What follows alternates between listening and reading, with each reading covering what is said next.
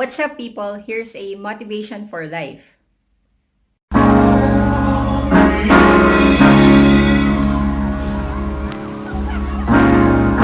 have to be your biggest fan.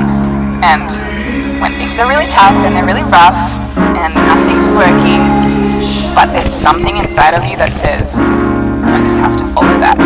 Because you don't know who you're going to be, who you're going to be. Passion. If you love what you are doing, even though nobody believes in you, you will just go with the flow and enjoy it, and you'll be hungry for more in doing what you like most.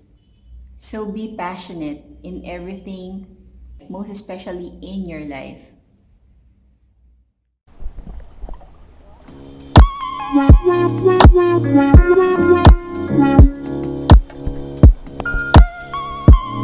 Wow.